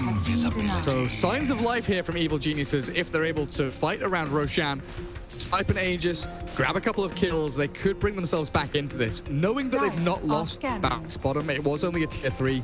Melee Barracks healing back up towards full. Looking for them. They've lost both shrines though, means their access to the rest of the map is limited. One crit just drop Orchid and the Raw Bow and Afterlife.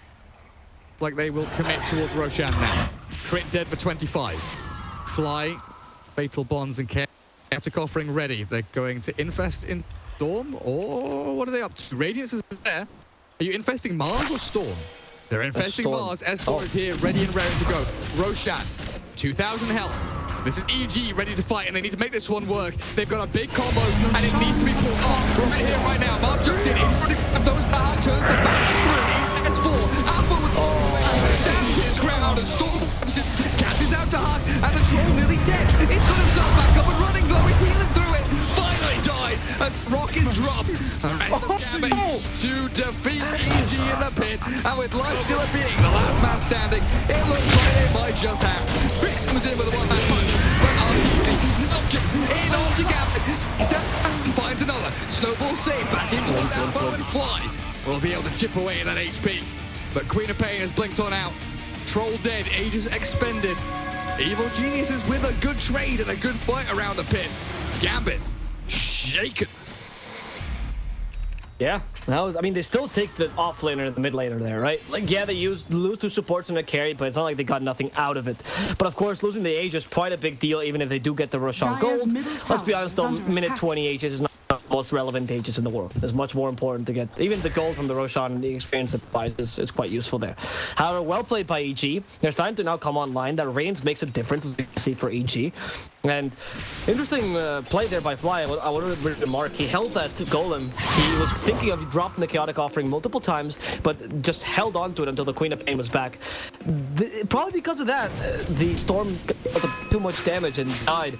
And he could do something against the Queen of Pain once she came back, and it was an appropriate play, I would say, by Fly. But perhaps a bit more offensive than they were expecting. Very nice play as well by Gambit Esports, holding on to the Crystal Nova and the Axis to make sure that when the Storm came down from the Yule Scepter, he got hit by both and had no time to ball lightning away. It's ball lightning level 2, still a bit of a cast point, which means you have time to hit in between those cast animations. Now, it's time for EG to start being offensive, and with a smoke gank, seems like it's possible. There's an infest ready? No, there's 20 more seconds till that. Let's see who they're gonna find. It's just a Beastmaster in the bottom lane. Yeah, he's shoved out the wave, he's hiding in the trees. Are scanning. Even FNG off to the side hiding in the trees. They know that this smoke is coming one way or another. Afterlife might be found here. Don't breathe. Easy has wandered himself into the nook, into the cranny, and there we have it. Nice little grab. Beastmaster down. Darteezy claims his life. Now convert into objectives, kill into conversion. Get the tier 1, maybe the tier 2 bottom, but also you need to defend your own objectives. It's not always about taking, sometimes it's about giving, sometimes it's about keeping. Looks like S4 with Fly and Crit are trying to make a play onto Dahan. S4 with the infested Lifestealer, punch away at the Troll. 2 kills in quick succession on 2 important core heroes. Gambit, a little bit spooky with the way things have been going the past 2-3 minutes. Oh, what are they doing now? Emerging. Thank God for the Glimmer. Keep silence. Okay, stopping the potential rage, but they don't have enough damage to bring him down before the rage comes out. They actually use the split here. Shard to stop their initiation. They stop Mars for now off on range. Keeps playing aggressively. Arteezy is close to death, but he can't blink any further. And now could be in trouble, forced to use that BKB. Gambit kind of taunting around, but because of all the, it's like when you put your foot in the bath to check if it's hot, instead they got burnt. You way too many resources. The primal split and the 10-second BKB off, and he just got that BKB, revealed it for nothing. Well, to stop the electric vortex from coming out, but still not effective.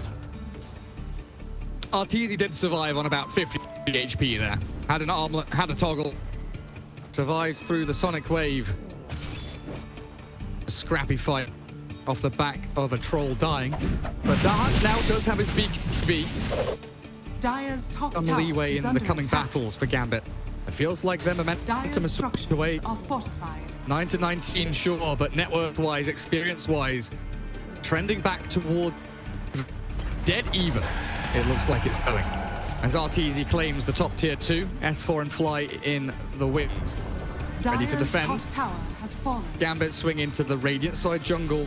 They could push out the bottom lane and maybe force TPs back onto the barracks. Most certainly, though, it is going to be a waiting game for their next Roshan. Aegis and Cheese Dire's top in the tower hands is of one under of these attack. teams. Got it.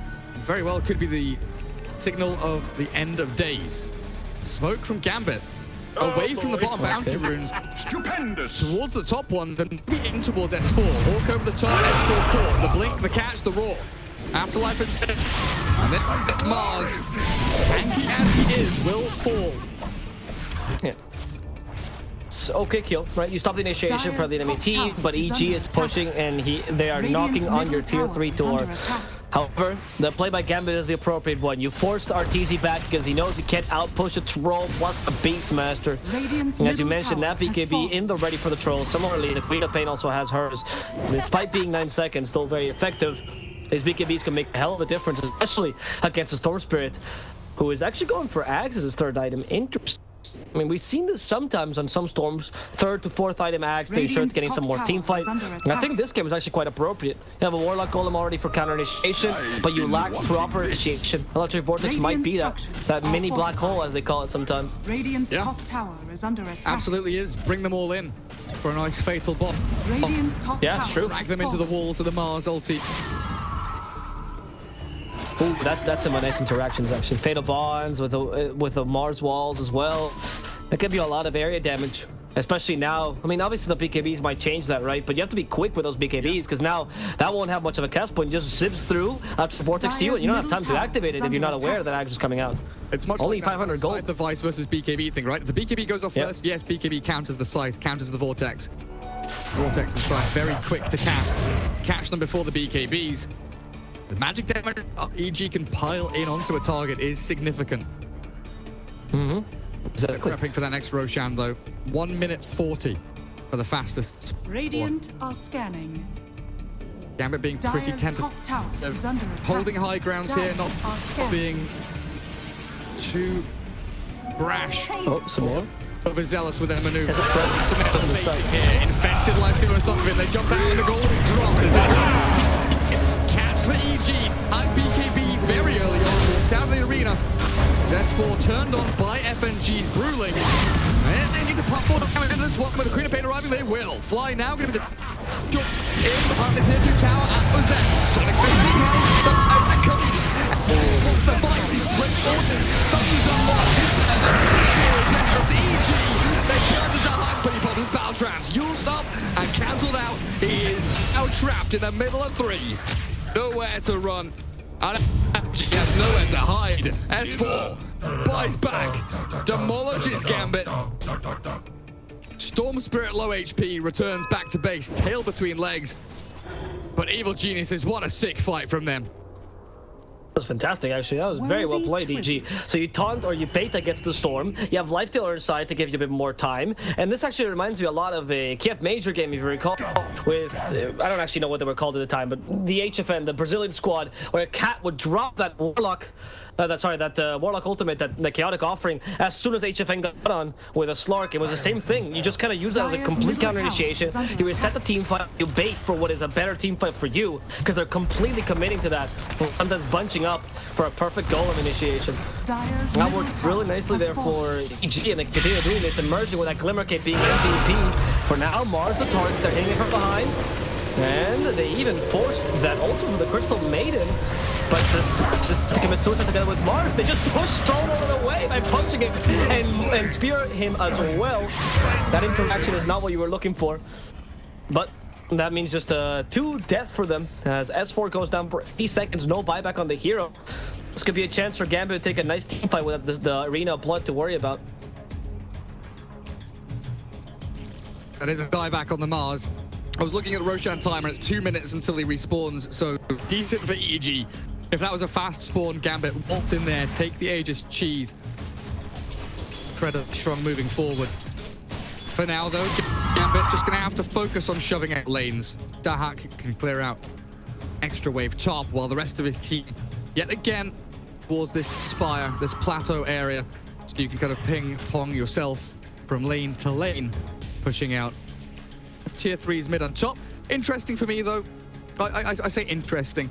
It's just one of those little quirks of Dota 2. Because bot lane naturally pushes in, and it's kind of weird for the Dire to push. This isn't a nice place to fight from or pivot your actions from. This is much nicer. They've been spending a lot of time, you know, kind of playing around that Roshan pit as well as top and mid. Whereas bottom lane, Tier 3 fell a long time ago, but they know that strategically and terrain-wise, bottom lane is just obnoxious. Try and walk yourself. Yeah, there's definitely this sort of love triangle that you want to play around. We've actually seen EG having a lot of control of that high ground, much more so than Gambit. Oh, the team fight initiate? Oh my god. Right, this is FNG awkward. just primal splits. move up forward. Silence quickly on Tusk. The spear is there. Chinqual. They need the damage to crit, but the zip is in the back. Half-Life is gone. The Sonic Whip is good on RTZ. He's dead. 80 seconds on the sidelines. BKB is expended by Gambit. RTZ does have a buyback here. As Fly is being hounded by FNG. One more hit with a nice little crit. Will do the trick. And Roshan, what's the damage? 20 seconds, says the timer on the big man. Radiant are It's scanning. a good thing you can read it. No more Jury and Dota for you. And EG, they know they can't let this Roshan fall. They don't have the Shrine there, which means that you obviously have to buy back preemptively. Force Gambit out of this idea that the Roshan is theirs.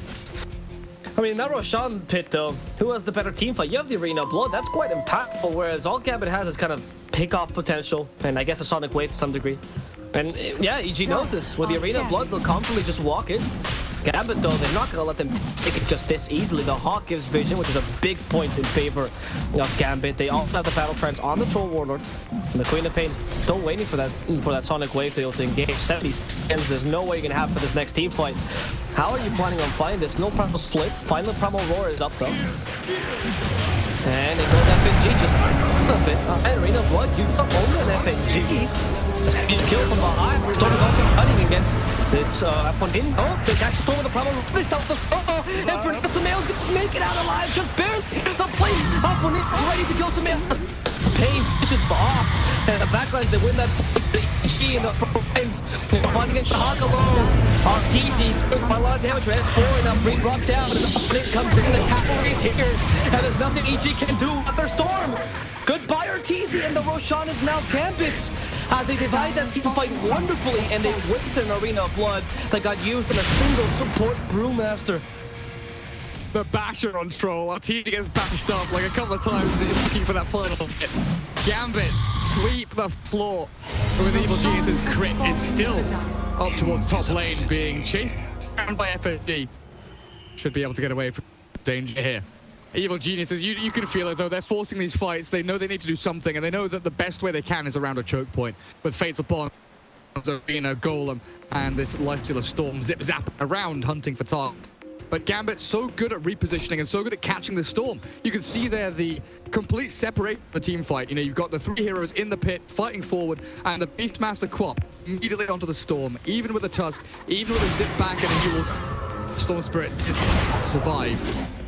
Alpha has Aegis and BKB, and it looks like Crit a little more than he can chew. These snowballs have been getting a bit more questionable by Crit. Oh, there's a Storm. No, he's not going for it, though. He's going for the creeps. Yeah, the couple snowballs here, a bit too aggressive by Crit. Obviously, most of them to save his teammates, but he's unfortunately been forced to play that sacrificial martyr role, which is definitely not great at any point. But as you mentioned, the basher was impactful on the Hawk. Abyssal completed as well, so now he has even more bashes. And now Fonin with that Shiva's making it so that he has more burst damage against this. He's been stunned up or even orchided. And a way to deal with the Lifestealer as well. A Storm, which is now Samael trying to build up that plus, get a bit more regen into the table. And more HP in general to withstand the long stun of the Primal Roar, which has been the bane of his existence for a while now. Afterlife essentially saving that up just for him. Perhaps a Lotus Orb would be a good idea as well on this Mars, just try to play some utility, but instead S4 can get some proper initiations. Well, this game is looking scary now for EG, because now Gambit's fighting with all their ultimates as well. Not the case last team fight. Absolutely right. 11k lead. They have their full arsenal of ability. Go to EG though, to be fair. And again, fighting on these ramps, in these choke points, EG still feel reasonably comfortable. We do have to pay attention to buybacks though. At this point, Storm is the only Radiant hero with buyback. Lifestealer without it for 4 minutes. Mars will have it in 30 seconds. Nobody else for another 4 or 5 minutes between them all. It has been expended completely by EG. This smoke feels like it's kind of be all or end all. They get themselves a good setup and a good team fight here. Maybe they can maneuver forward, but FNG has broken the smoke. He primal split it. He's forced the ulti from the Mars, and he's caught him. What did he? Get the kill. Caught, hexed and killed. It immediately snapped a shot, but the Aegis pops the Abyssal Blade on the back, catches crit, snowball to save him up. Keeps him alive for a few seconds longer. Towards gone.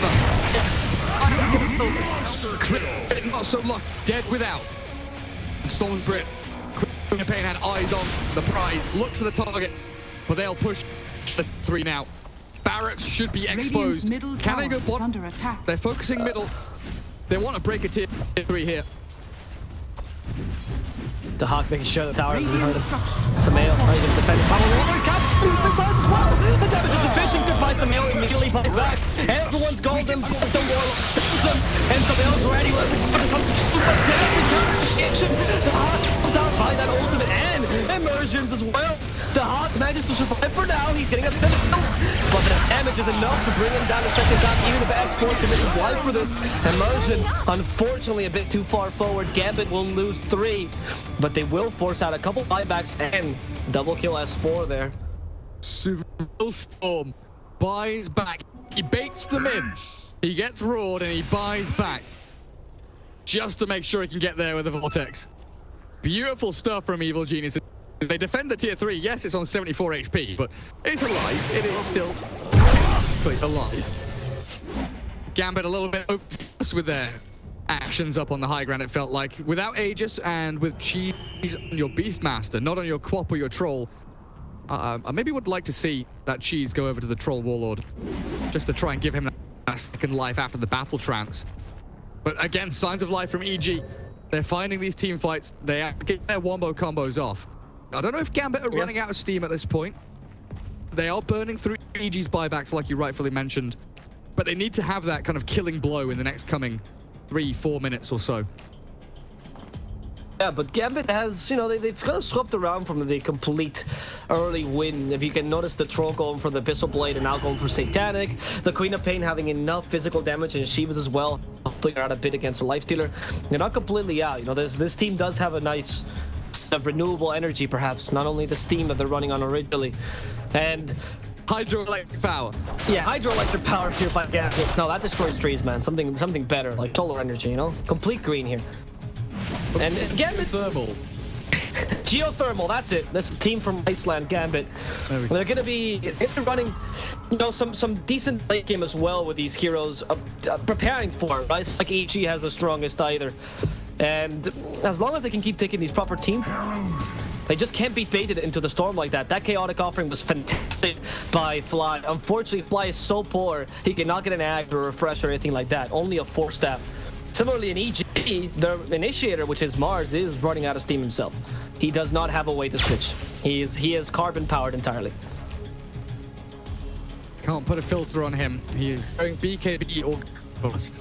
Yeah, exactly. Gambit regrouping. Everybody with their ultis ready outside of Warlock, and he'll have his intent. Let's see another big clash. As long as EG don't lose anybody buyback-wise anyway. They are getting ready to fly, but he jumped on so swiftly here. The Afterlife, Beastmaster, and the Alpha Queen of Pain, they've blown up the Warlock. S4 in trouble. Immersion. Oh, look at that. Look at that damage. Absolutely annihilated by the Warlock. But now a Troll onto the Lifestealer, burnt through all of his weapons. Got nothing to do with Rage. And RTD, he's being chased. Good rock will stop that advance from Gambit, but Alpha wants in deeper. Quick little get back towards that Lifestealer.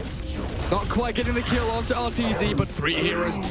Storm and Lifestealer, the 2 left standing, with Gambit having 5 alive. This could be mid-racks. Yeah, this is quite dangerous. You lost the chaotic offering, which I think has been literally what has been saving EG in these past team fights. Electric Vortex, but unfortunately there's no follow-up for it. You need the Fatal Bonds there, you know, some damage there. And there's just none. RTZ unfortunately can't really walk into this team fight willy-nilly because they also have a Primal Roar to stop him. Neither can Samael properly as the blinding it now. And Gambit starts to take the towers they've been looking, or the barracks they've been looking for a while. That melee racks and perhaps going down bottom. They have the Primal Roar ready, no battle trance though. And Primal Split either. Primal Roar can mean a lot though. There's no missteps allowed for Samael. Nice Hawk is making sure that they don't get surprised here. Had that extra vision.